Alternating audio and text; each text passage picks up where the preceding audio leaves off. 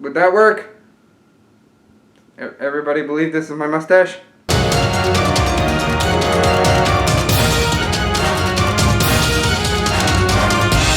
What's up everybody, StevDez here, and before you get concerned, I don't have COVID-19. I'm just sick and I don't want it. The other thing is my allergies mixing with the cold I got from my nephew. Not a good combination. No, not at all. However, is it ironic that I wanted to do a what if based on a viral outbreak while we're going through a viral outbreak? Is that ironic? It's not ironic, it's just coincidental. You're right, Bender. But in all seriousness, I'm just sick. Don't worry, I will get better. In the last part of this beloved video game what if, I deduced that Frank would be heading to Nest with none other than Annette Birkin. Annette Birkin was the last psychopath battle that we actually talked about, and she had some choice information for Frank. When it came down to it, Frank West actually saved her life, and she told Frank all about Ada Wong. You better hope that Frank gets to Leon first, or things get ugly. How might Annette Birkin change things this time around? What about Frank West's involvement? Well, let's get to the end of the B scenario and find out. This is what if Frank West was in Raccoon City. The first thing that Annette and Frank West do when they get down to Nest is in fact set up a safe room. And naturally, there would be more survivors this time around. That was kind of an integral game mechanic in Dead Rising. I believe Capcom would try to fit something. Maybe even Dr. Yi becomes a survivor. Either way, survivors are also pointless to the plot. You can't see me smiling, but I'm smiling about that. However, Frank West would be inclined to ask her about where the heck he's supposed to go to find the G virus, and Annette has an answer. By using the computer at the front desk, as well as the medical technology in the room where she treated Sherry in the original, Annette is able to alter the wristband on her wrist and give a copy to Frank West, allowing him to access the room where it all happened. Okay. This watch doesn't tell time. Security wristband. It'll get you into all of the areas of Nest. Everywhere I could go. Nice! So, what's the plan? We need to secure the G-Virus sample. Whatever G-Virus is left, it needs to be gone. This is where we get the flashback scene where Annette witnesses everything that happened between the Umbrella Mercs and William Birkin. Frank West reassures her that he's gonna get the virus and it's gonna be taken care of. He kinda wants to bring down Umbrella after all this. That's actually kind of his thing, isn't it? The player then controls Frank West and explores around Nest at their leisure. Naturally, some areas could be gone through early on for supplies at this part. After returning to the safe room with the G-Virus sample, because Ada and Leon wouldn't be there yet, he does get to see Sherry, and Claire is there too. However, Sherry ain't looking so hot. Frank immediately suggests Zombrex, but Annette says it's not gonna work, this is a viral outbreak. Annette knows where a proper vaccine is that can be applied to Sherry and save her life. Naturally, Claire decides to go with Frank. Here, we get sort of a revived Resident Evil 0 vibe from the gameplay, where you can control Claire and Frank independent of one another. Here's the thing. Frank wouldn't be effective against plant zombies, meaning that would be the player's trap if they went to that area before this. The most effective weapon he could possibly find would be a taser or something, or a gas can with a lighter, or a gas can attached to a water gun because apparently that works. Sadly though, there's not a lot of fire-based weaponry that Frank can utilize in Nest. But Claire's got the firepower for it. She does have a grenade launcher. Not only that, but she does have the zappy gun. So Claire will be needed for all of the heavy plant zombie moments. Unless you're a speedrunner just running through. Seriously, I don't know how you guys do it. Bravo. On their way back, they do come across G3 Birkin all the same. Sadly, G3 Birkin does separate the two, but Claire reassures Frank that she is going to kick his ass once and for all, and to get the cure to Sherry immediately. Frank nods and runs down the hallway. And who should he meet other than a certain cop with a certain mercenary bitch pretending to be an FBI agent in a red dress. Frank actually still has G. He didn't drop it off to Annette by accident. Ooh, okay, so he's got to play this carefully. Hey, rookie! Good to see you again. I thought you'd be someone's lunch by now. Do you ever shut up? Hey, prick. The doc needs a hand. Here.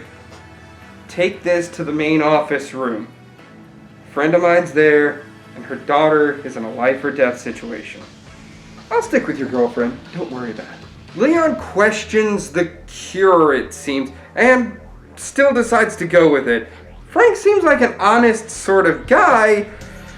However, he still heads to meet up with Annette and try to cure Sherry. With Annette being in the front office as opposed to with G3 Birkin, Annette survives the Raccoon City outbreak. Nope.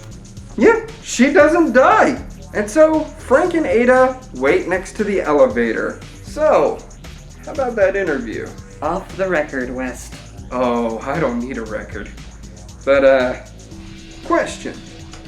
Why would the FBI need a virus as evidence? Wouldn't a whole city vanishing off the face of the earth be enough evidence for the FBI? What are you getting at, West? It's Frank. Frank West. And you're not FBI, are you? Doc lady tipped me off. With her cover blown, Ada pulls out the blacktail handgun she always carries, and Frank pulls out the G-virus sample. However, he's not holding it near his chest, he's holding it over the pit. Hand it over. Now. You won't shoot. You won't risk the sample. And I'm really close to dropping it. Fine. I'll just take it from you the old-fashioned way. Oh, bitch. I've been waiting for this. I knew I couldn't trust you. The final boss of Frank West's B scenario is, in fact, Ada Wong. Ada would have the insane amount of health that Mr. X does, the physical capabilities of Brian Irons, as well as the speed of Annette Birkin. It would be a combination of psychopaths in this one battle. Naturally also, if Frank decides to use a gun of some kind, Ada can just disarm him and kick him aside. At the end of the fight, Claire returns to Frank's side, and Ada is shot by the perky redhead. But I can't end it here without the G-virus getting into the hands of Umbrella. That means Umbrella doesn't really have as much as they used to, right? Well, see me in part 4 of this series. However, things play out just like normal, with the group leaving as per normal, with the final rank of this run being A. For the true S rank ending, no saves required, very little damage sustained, and for Frank specifically, the gamer will have to beat the game up to Ada's boss fight without saving, get a look at all of the PP stickers and take a nice photo of them, as well as make sure that they choose Claire's scenario. Not to mention, the idea is to have him use melee weapons more often. So as Frank West, you're not allowed to fire more than 30 shots of any given ammunition. 29, you're okay, but 30 is pushing it. Do all of this, and Frank is able to get off the platform before it falls, with Ada falling down below. He's able to regroup with Annette, where Leon is with Sherry. Annette tells Leon and Sherry to get to the train below. Frank and her will find another route.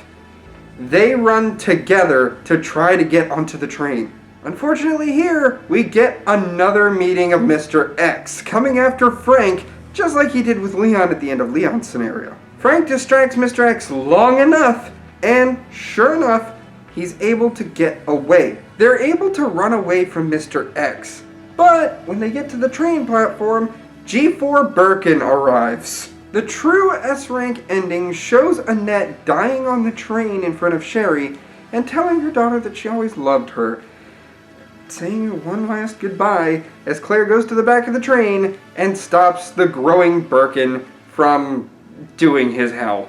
There is is one other addition to the G4 Birkin fight, and that has to do with the gun store owner. If you gave the Zombrex to her, the gun store owner and his daughter, a mutated smart zombie, actually makes the scene. They're able to provide support, and with the gun store owner's daughter being one of the smart zombies, kind of like what happened in Dead Rising 4, this means that the daughter is more physical and her father is far more capable with that shotgun. She's able to stun G4 Birkin, allowing Annette and her father to get a few good hits in.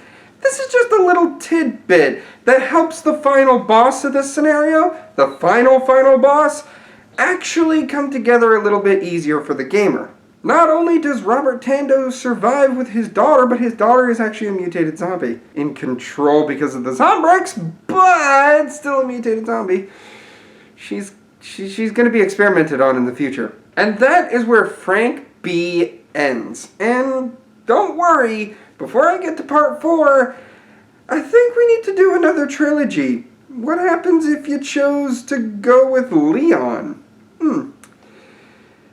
Check it out when that one comes out. So what do you all think? Do you think this was wrapped up in well enough of a package, or do you think that a couple other things could have happened? Go ahead and leave your comment below. Right down here. Just in the middle bottom of my mask. For more what-ifs in the realm of video gaming and Dragon Ball alike, such as if Marcus Phoenix had actually been left behind by the COG, go ahead and hit that subscribe button. Like the video if you enjoyed it, and as always, I'll see you in the next one. Ciao!